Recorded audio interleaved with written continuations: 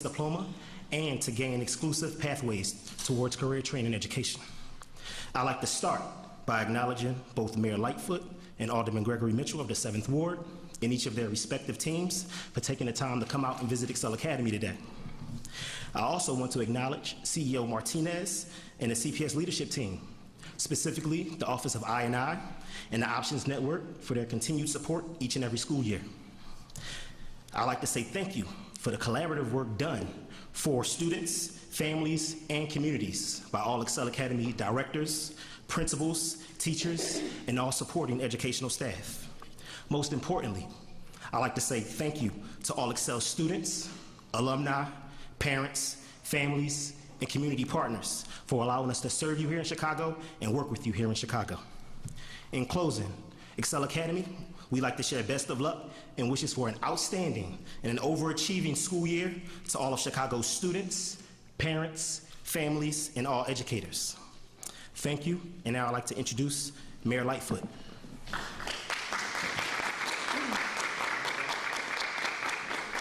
Thank you, Executive Director Haley, and good morning, everybody. It's great to see you. Today I'm thrilled to be here to personally wish Excel, South Shore, and the rest of our CPS schools a very happy first day of this new school year and a successful school year. As you heard, joining me in this effort is CPS CEO Pedro Martinez.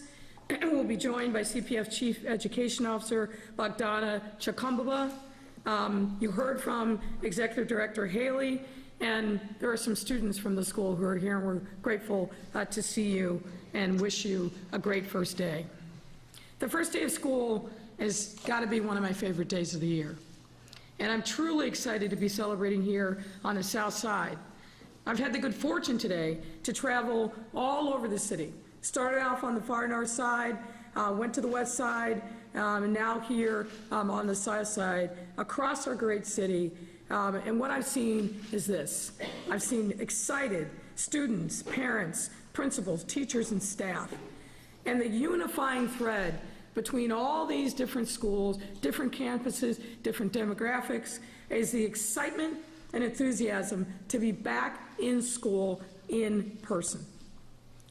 And of course, I've been happy to see all the new outfits, the new hairstyles, the great kicks that the kids have been wearing, just a level of enthusiasm, and the parent support for these schools is really off the charts. And we've been to both traditional schools, charter schools, and now an option school here in the form of Excel. And option schools, for those of you who don't know, are schools that support our students who face some challenges and barriers to academic success. Last year, I believe, I was the first mayor to choose to ring in the first day of school at an option school, and that was Ombudsman Chicago South. Why are we emphasizing option schools? Very simple. Because we must continue to commit to uplifting and encouraging all of our young people who choose to come to school every day to advance their academic career despite whatever roadblocks that might threaten to hold them back. And that's why we place extreme emphasis on option schools.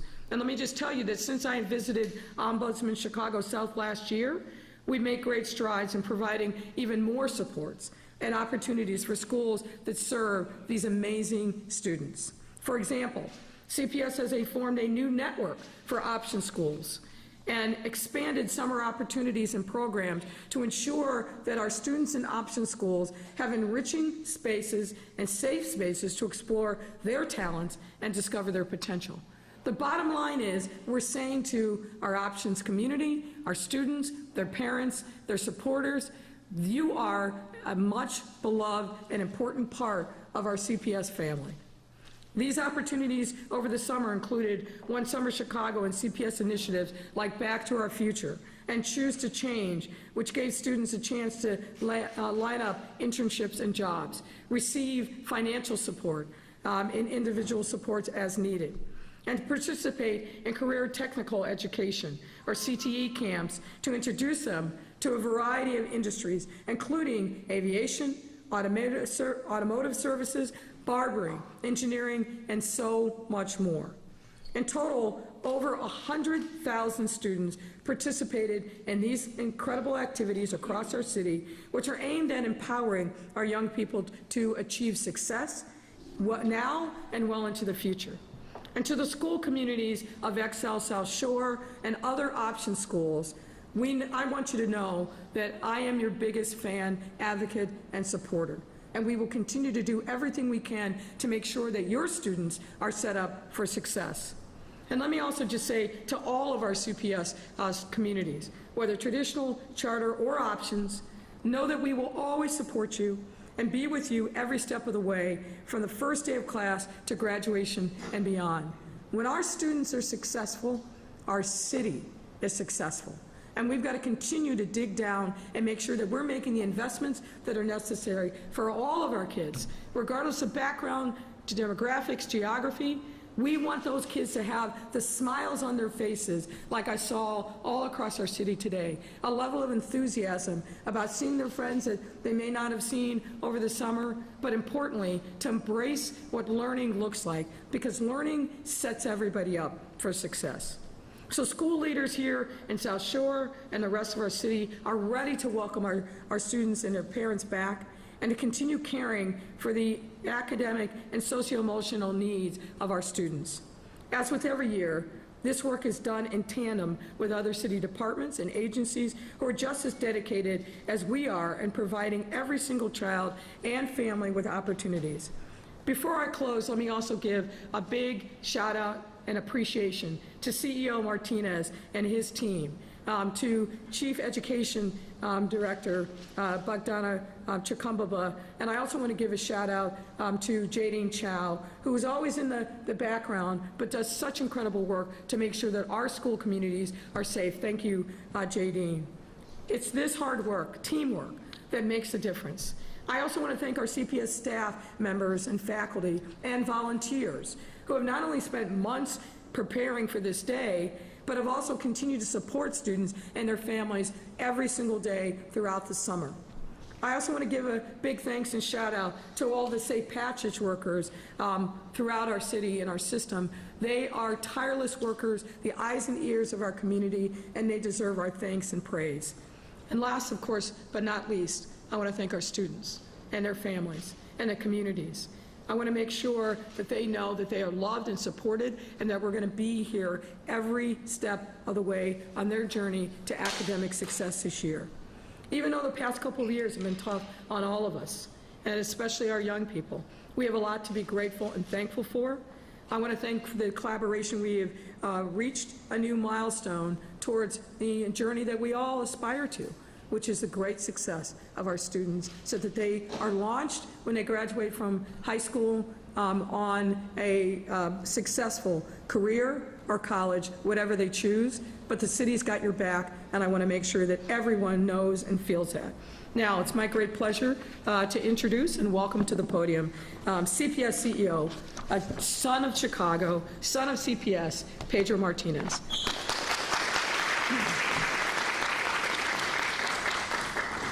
Thank you, Mayor, for that kind introduction and for being such a strong advocate for our students and families. I also want to thank our Executive Director, Principal Haley, for hosting us here at Excel South. I have to tell you, this is my first official opening of a school year for CPS in this role, and I just couldn't be more excited. I love seeing our students. I love, even through the mask, I can see the smiles and the pride. We've seen children at all ages. We had some preschoolers that were crying because it was their first day of school. By the way, the parents were crying as well, probably even more. But there's just nothing more exciting than welcoming our children. And from today onward, we'll be working tirelessly. As the mayor said, I have an amazing team to make sure that this is not only a strong recovery year, but one of the strongest ever in CPS's history. We're focused on our core value of equity to ensure that every student in every neighborhood sees strong academic growth through community engagement and resources that are tailored to children's unique needs. This is one of the reasons we're starting today at an option school, and I want to thank the mayor because she pushed us to do better. She said, you have to do better, especially by our option students. And because of her fierce advocacy, this has led to not only us creating a network where there'll be a lot more support for our students, but what I love is the prioritization of our students. For example, prioritize for summer programming, prioritizing for slots with our community colleges. Because I'm the oldest of 12, 10 of us still alive, and each of my siblings, some of us took different paths. Some of my siblings, it wasn't a straight path right from finishing high school right to college. They took some different paths, but they found their way. And I know with the supports we're providing for our students, they will find their way. They will hit their potential. Our strong commitment to our option students reflects the vigor in which we'll be approaching a number of key issues this summer, from student safety to COVID-19 protocols to ensuring that all of our students have high-quality teachers and staff. I said earlier, I expect this to be one of CPS' strongest years ever, and I'm sure the top question on your mind is, how are you going to do that? This school year, we'll be introducing a 3-year blueprint. The blueprint is centered on our priorities, directly with our working with our school communities and listening closely to them as we reimagine how schools reach their new heights. Based on the community engagement we've done so far, we're entering this new school year with a number of priority areas that we can't wait to make progress on. These priorities include ensuring that every school has a high-quality academic and as well as enrichment offerings, expanding career awareness, ensuring that our schools are attractive to our students, implementing a continuous connected system for early literacy, and having exploration programs with real-world learning opportunities aligned to workforce needs. And I look forward to sharing more details on this blueprint with our staff, parents, and community partners. But going back to today, again, I couldn't be more excited to welcome our children. And I know that we're going to get a lot of questions on some of the challenges we have, but I'll just share with you, overall, our staff, first of all, I've been working around the clock to make sure buildings are ready. We're ending up, we're starting the year with a higher number of staff at all levels, especially teachers, compared to last year. And this is the first day. So the work is going to continue. And what I love is that last year, even when we finished the year, we had stabilized our academics. We were starting to see already metrics starting to rise, going on an upward trajectory, especially at our high school level. We're expecting this year, last year's class, to have a record level of scholarships. Oops, looks like that was a balloon. A record level of scholarships, and so we're going to be presenting to the community the more of these stats as we go into late September. So we see us building from last year's strength and even getting even that much stronger this year. In closing, I want to first thank our amazing team, because we have, from the mayor said, from our safe passage workers, which we were with them, and I tell them it's easy when the weather's this nice to be out there, but they're out there in the wintertime, they're out there when it's raining, making sure that our children feel safe going to and from school. Our custodial staff, who have been working around the clock to make sure the buildings are ready. Our transportation staff, who have been working around the clock, and I know I have some questions about transportation I'll be happy to answer, but making sure we're routing more students than ever for the first day of school. And of course, our department's just getting teachers ready, whether it's professional development or even getting them onboarded into the district. So we just have an amazing team. I know I'm going to ask Chief Bogdana to say a few words just to say hello to everybody, but I know she's been going, by the way, running around all morning going to schools as well. So my right-hand person, let me introduce our Chief Education Officer, Bogdana Chikumuban. Good morning, everyone. Really excited to be here. It is a very special place, where our students get an opportunity to thrive and to reconnect with their pathways and their future. So I'm really excited about today, first day of the school year as a Chief Education Officer. Really excited for our students, for our teachers, for our principals and school communities.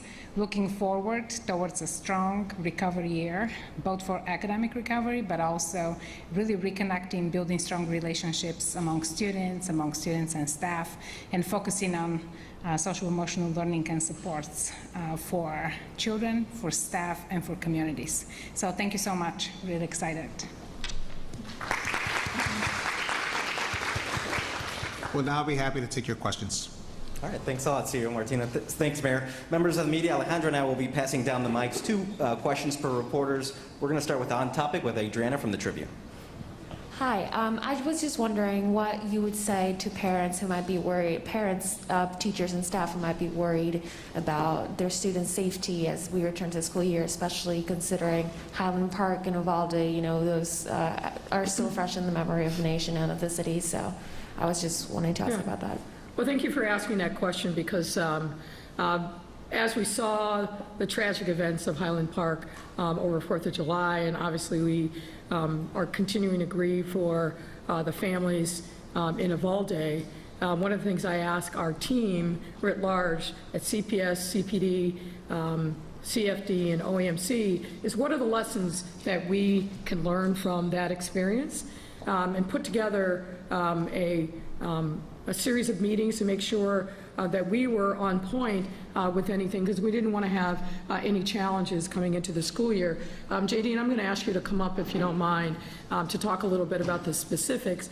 But we did, I think you know, a tabletop or live drill, I should say, last week to make sure that we were all on point in the event that there was any issues. Jadine Chow, the head of safety and security for the school system, will talk to you about some of the additional things. But we look across the country all the time to make sure that we are taking in any lessons learned that we can. And certainly, all of us, were aware of the after-action report that came out of Uvalde and some of the challenges that they had there, and we wanted to make sure that we were incorporating, we take safety and security in CPS very seriously, but we wanted to make sure that we were double-checking and taking into consideration anything that we could learn from those circumstances, and I think that we've done that. And I'll let Jadine fill in some of the details. Go ahead. Thank you very much, Mayor, and I just want to thank my CEO, Pedro Martinez, and Chief Ed Officer Shikombava, as well as Mayor Lightfoot, for all of their support in ensuring that we were ready for safety all year, every day. As Mayor said, we did do a cross-agency drill last week at Julian High School. We were prepared to do that anyway. The timing worked out, and we will continue to do those cross-agency drills. So just a few things that parents can count on this year. First of all schools are required to do drills. We do over 3,800 drills a year across all CPS and schools, including the charters, district schools, as well as the option schools. In addition to that, this year, for those drills, we created a new safety video, training video that all students and staff will view before these drills. In addition to that, we've got a new visitors management system at the front entrance of all of our CPS schools where all visitors will be required to enter. On top of that, and I could go on and on, we are doing programming because it's not just about physical safety. As you heard the mayor and CEO say, it's also about the emotional safety. The social emotional learning aspect of it is going to be highlighted this year where we know what's going on with our kids. And so in my partnership with Chief Megan Hogard over Office of College and Career Success and Office of Social Emotional Learning, we are going to double down on all the programming that we've done last year, like Choose to Change, like mental health supports, and Back to the Future. With all that, if you want more information, I would like to put a quick plug in for our new website, cps.edu /student safety and security. cps.edu /safety and security. Parents can watch a new video that we prepared in the voices of parents as well as in the voices of students, plus any information if parents have see something, say something. We've got a new video on that webpage as well. Thank you so much. Thank you. All right, Sally Fox. Hi, CEO Martinez. When we spoke, I think it was last week, you said you needed about 1,000 teachers still. Where do we stand with staffing right now? Yeah, so let me give you a couple of quick stats. We are officially today, we're starting about 170 teachers more than we had last year in schools right now. We're onboarding another 130, almost 140 teachers. So we're going to be this week 300 over last year. Our vacancy rate is going to be in the low 4s. We were just under 4 last year, but we've also added a lot more positions, and so it is what I've told everyone is that we're in a much better place than last year. We're still going to be hiring throughout the semester. We also are starting. We have cadre substitutes that are individuals that we can put in assignments for long term, so months versus day to day. And we also have raised the pay rates. They're actually starting now at a salary of a first-year teacher, which is the highest we've ever done. So that's also allowing us to attract more individuals. These are, by the way, certified teachers that for whatever reason, they don't want a permanent assignment. They want their flexibility. And so we're also doing that as well. So I feel overall confident. There's going to be individual, we'll look at individual school issues here and there, but overall, I feel very good. I'll give you another example because I know I might get this question ahead of time. The concern about we won't have enough teachers for intervention teachers. Overall, we're actually in a really good place. I was just at a school, 1,200 students. They have 3 intervention teachers. They're fully staffed. There might be some schools that are smaller that, again, we're looking at to make sure because there, one vacancy can mean a lot. So those are the schools that we're looking at now just to make sure as we deploy our cadre substitutes, these are, again, individuals that can be in assignments for long term, that we can prioritize those schools. So again, but we're going to keep hiring. And so for our community, we're still hiring bus drivers. We're still hiring custodial staff. We're still hiring crossing guards. So please just know that we're going to be hiring, throughout the year. Okay, quick follow-up on that. You said you were in a better position than we were last year. How many do you still not have? I'm not sure if you said that in there. Just because I'm asking, because I know my sophomore didn't have a math teacher this morning. No. So the vacancies right now, we're hovering, we're going to hover around 900, up from about around 600 last year. Nader, sometimes. CEO Martinez, you've talked about this being a recovery year. We heard the same thing, of course, last year, coming back to school for the first time, the full student body. What is it specifically that you plan to do to make this turn out to actually be a recovery year? So I will tell you, we did so much front loading, not only as part of our budget, making sure that we prioritize those key resources. We have over 180 academic coaches. It's been since 2006 since we provided academic coaches. These are schools mostly on the south side and west side where maybe they have newer teachers, they need more support. Of course, roles that providing teachers to have intervention teachers across the district, not just one per school, but really larger schools even having more. We had a record number of summer programs. Over 90% of our schools were open, and we served over 91,000 students this summer. The vast majority of that programming was enrichment programming, so really just getting students to get excited about school. So all those have been front-loaded. And I'll tell you, overall, even though we still have some challenges, COVID is still with us. It's a tight labor market. When you go to our schools, you could feel just a difference. You could feel a sense of excitement, a sense of hope. Now, I'll tell you what my chief education officer and myself always talk about. Again, when we tell our principals and teachers, you're feeling good right now, we're going to make sure you experience it. So that's really the goal, is to make sure that we continue to work with our schools, problem solve. But in most areas, like I said, we feel we're in a much better place than we were even, last year. So, you might want to add, rather than put in the context of vacancies, 23,000 teachers. Yeah, so I'm sorry. So Mayor made a great point. Again, remember, we added over 500 additional teaching positions, so we're almost at 22,000 teaching positions. So again, when we say we have a vacancy rate, we're going to have about 900, that's on a base of 22,000. The other thing also you have to keep in mind is the way we do our budgets, and this is a good thing for stability, we budget based on last year's enrollment. And we already know that we're going to see another decline this year. We don't expect the decline to be as significant as it was during the pandemic years. We still see a decline. So it's really, when you talk about individual schools, again, we have to go school by school to really see what's happening there. And to your point earlier about, your son, we are, definitely looking at math and science positions because that's always been a struggle. But that's always been a struggle even before the pandemic. And heading into the winter, do you feel you're ready for any COVID-19, any new waves that come? Last year, obviously, we know what happened with the Omicron variant. Of course, the pandemic has humbled me as a leader because every time I thought I understood it, a new variant came, and it's just, so I'll never say that, I'm 100% confident. But I will say this, we've learned a lot as a nation.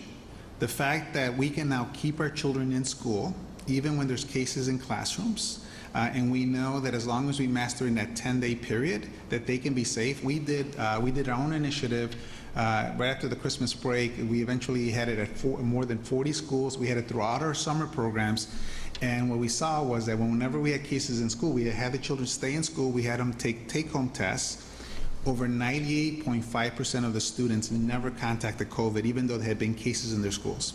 But we followed, again, these rules of, making sure the children had masks during that 10-day period.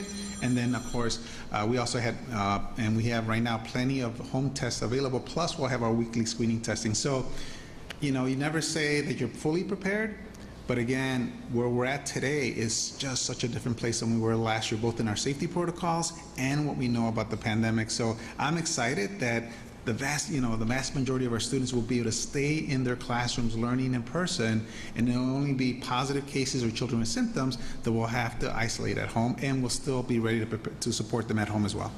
Sarah Karp, WBEZ. My first question is what you guys are hearing today in terms of attendance. I know first day attendance is really important to teachers and Yeah, Sarah, it's a little early, so again, we'll be monitoring that, so we'll get a sense. Really, it'll probably take us at least this week just to get a sense of what that's looking like. So hopefully we'll have more details as we end the week. my second question is that there's actually been a lot of controversy around option schools, and even talk at one of the board meetings recently of whether options programs should be outsourced to for-profit companies, as is done here. And also I noticed that the attendance in option schools was very low last year, and I'm just wondering how sustainable are option schools like Excel, you guys being here? So I think, first of all, one thing should be really clear. Our priority is always going to be to make sure students just have the ability to reconnect. For so many of our students in option schools, again, I saw with my own siblings, not everybody takes the same path. And many times, especially when things happen in life and students have to, they get disengaged for a short time, it's not always easy to come back to us. And by the way, that's true at every district in the country. So what I love about our option programs, it gives those students that ability to do that. That will never go away in CPS. We'll always look at our school models. We're always going to look to see where do we see more success. What I love about what we're doing today is, first of all, more intense supports. So making sure that we are following up with students that for whatever reason we're seeing a higher absenteeism rate. So that's going to be provided centrally by our academics team. In addition, through the support of the mayor, a prioritization of services for these students. So whether it's jobs, whether it's mental health supports or social and emotional supports, there is a prioritization not only from CPS but from the city, and that has never been. We've never seen that before Mayor Lightfoot. So I'm optimistic. I'm optimistic. Chancellor Salgado already has said, any of our students in the option schools, you have a free tuition. You will not pay one penny to go to the community college. And so that's going to be my push for our students is get your high school diploma with us. Let's talk through what your plans are. And there's plenty of work pathways that we can support you with. And again, you're going to be prioritized, and I think that's the way it should be. Mauricio? Let me, if I may, just comment on that last question. My support of option schools is unequivocal. We need these schools to be successful because they're our kids. And we need to make sure that we provide even additional resources to support the option schools community. Of course, we'll hold them accountable to the same high standards that we do all of our schools, whether traditional or charter. But we need to make sure that these schools are successful, because if they are, then our students are successful. Our students, our kids, our residents. And we need to make sure there is no ambiguity about what our supports are for these schools. And as long as I'm mayor, we're going to make sure that our option school students have every opportunity to succeed. So I wanted to make sure that that was quite clear. Thank you. Thanks, Mayor. Mauricio?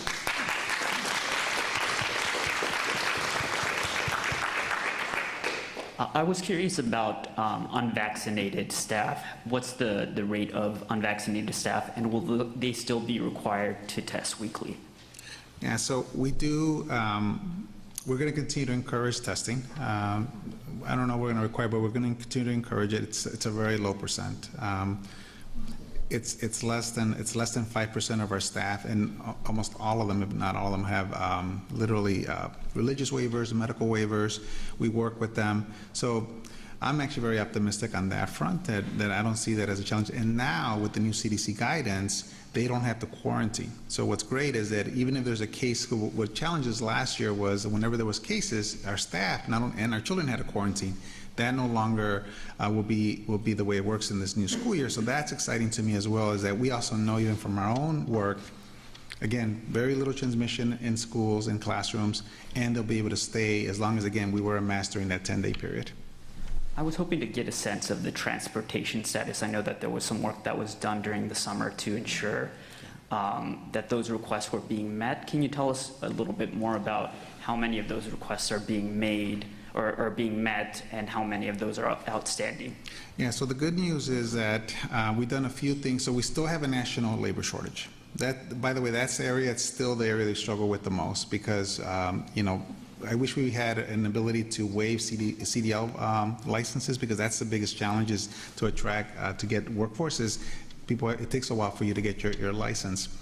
But with that, not only do we have the bus drivers, not only do we also have vans, we also have taxi cabs. We've raised our rates for drivers, so we were at $16 to $20 an hour. So I was seeing, even in the early summers, you know, I was seeing some of my drivers going over to the suburbs, and I said, what the heck is going on?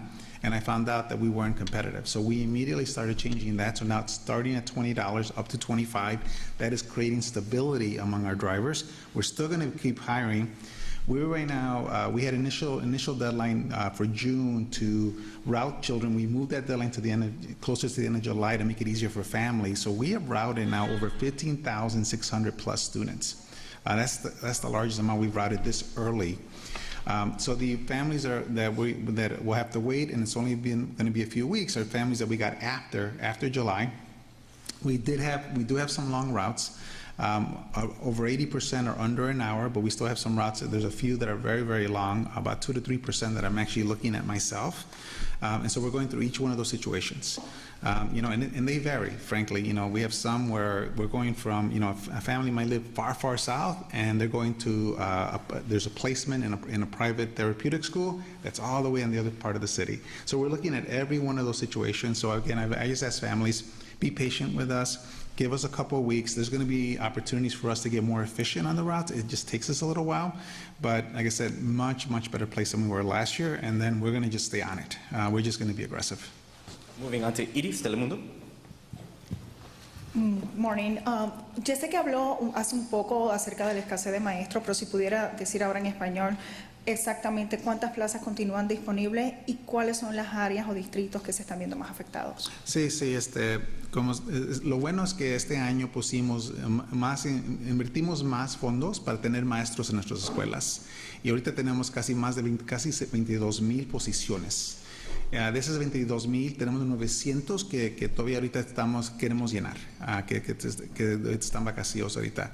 Entonces, y de verdad, depende en cuál escuela, porque también tenemos menos niños también. Así que estamos mirando cada escuela donde tenemos posiciones que no tenemos maestros, pero también tenemos maestros que nos llamamos cadre subs, que son maestros que tienen su licencia, pero por cualquier razón no quieren trabajar en una posición permanente. Entonces ellos quieren trabajar y trabajan en la misma escuela por meses. Entonces tenemos también a ese equipo que también vamos a usar. Así que para mí no estoy tan preocupado, pero sí todavía estamos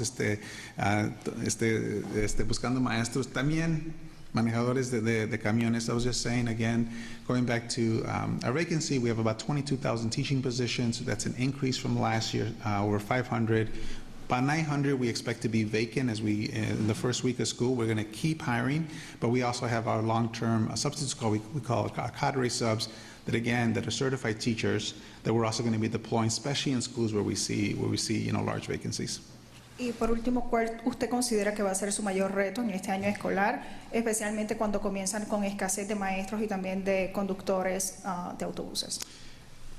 Yo creo que el mayor reto va a ser nomás trabajando con las familias porque ahorita todos se sienten bien, tienen mucha esperanza, y también nuestros maestros. Así que queremos mirar si hay un problema en una escuela, queremos que atacar ese problema muy pronto para que tengan todavía esa esperanza. Y porque yo espero que este año va a ser un año con mucho éxito. I was just asked, what's our biggest challenge?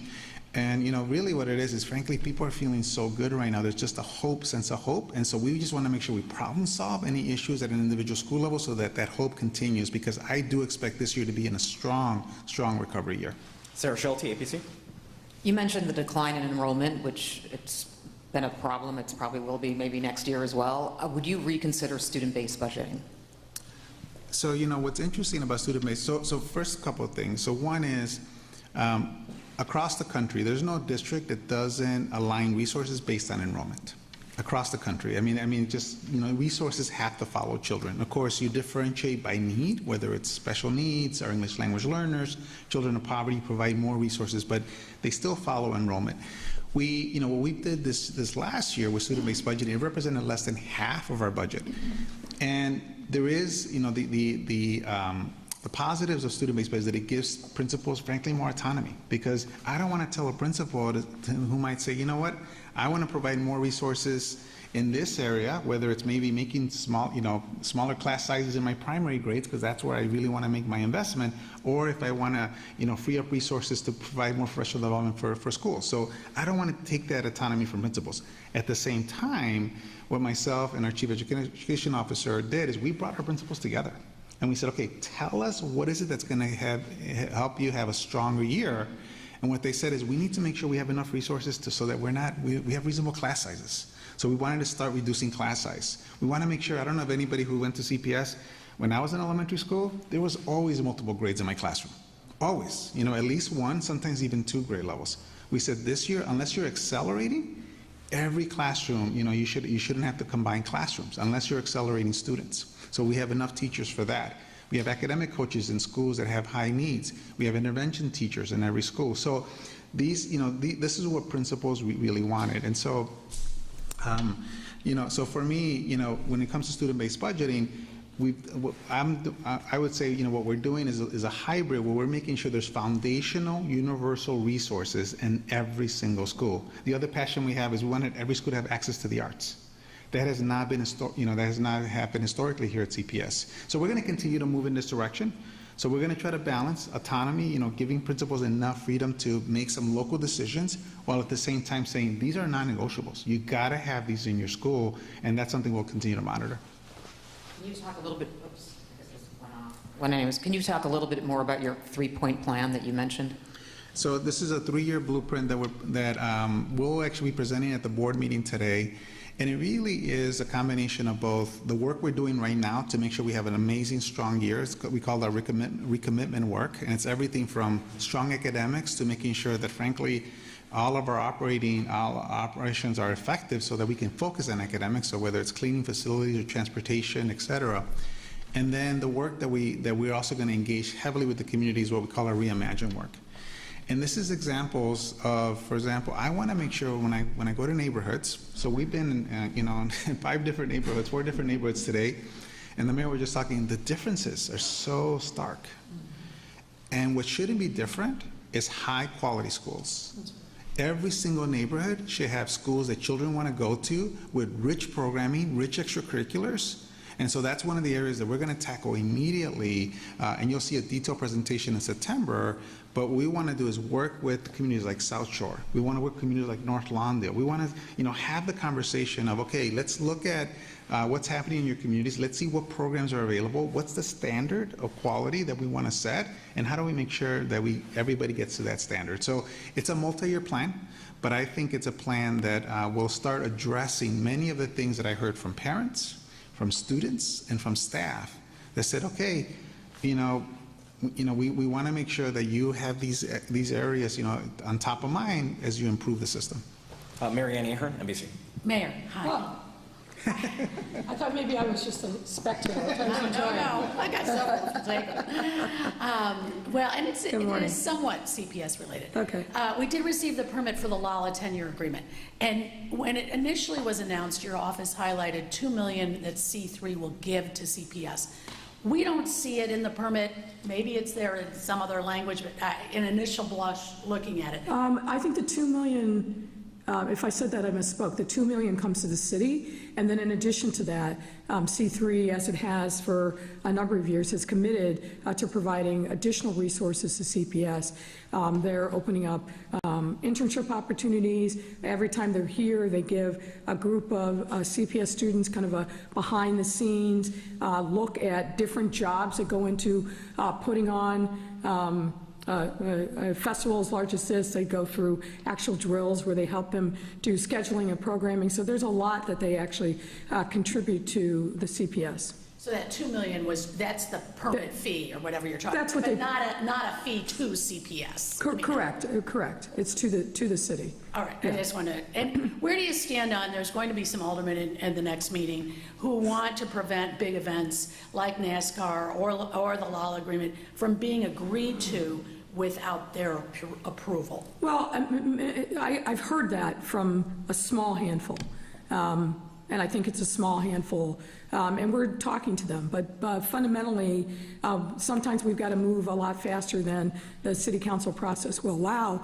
but we're always taking their feedback. We're always consulting with the local aldermen. Obviously, some of these events have been happening for years. You mentioned LALA, there are a number of events in Douglas Park, but fundamentally what we need to do is make sure we're engaging them very early on in the process, that they understand all the hoops that the various promoters have to jump through. And if there are concerns, we do before action and after action on these events. And as you know, the aldermen aren't shy about making sure that they make their voices heard, but we try to engage them at the beginning, throughout, and then after action. So we want to continue to make sure that we're doing that. May I ask also, last week, because you obviously were away, the playpen. Yeah. Could you talk about that? I will. Should there be some restrictions put in place there? So I'm very concerned, obviously, and first and foremost, I want to extend my condolences to the people that were injured and also the folks that passed away. I think the thing that we've got to think about, and we've been having this conversation since we've seen a repeat of these incidents, is what more can we do as a city to emphasize water safety? People, I think, sometimes forget, because our lake looks like an ocean. It's not. It's a lake. And when you get in, particularly in the deep ends, you sink to the bottom. You're not buoyant like you are in salt water. That's why we usually start off our summer safety press conference in May talking about the need to make sure that people are safe. I think we've got to do some more to re-educate people about the potential dangers of being out in the lake, but also what we've seen is a number of instances involving boating. And I think we've got to do more to emphasize that. I know that there was some work done on that last week while in my absence, but we've got to emphasize to folks, the lake is beautiful. It's what sets us apart from other cities, but you've got to be careful, particularly when you're on the water, whether it's swimming, whether it's boating, or engaging in some other activity. But I am concerned about the rash of incidents that we've seen, I think really just in the last 2 weeks. Thanks a lot, Mayor. Thank you, Mary Ann. Right. Thanks. That's a wrap, everyone. Have a great day. No, he's not worth spending any time talking about. Look, I will just say this. I am continually mystified by somebody who aspires to be the governor of the entire state, who doesn't educate themselves about the facts of the largest city in the state, doesn't educate themselves about public safety in our city and the progress that we've made, doesn't educate themselves about the incredible economic prowess of the city and what we've experienced in 21 and 22.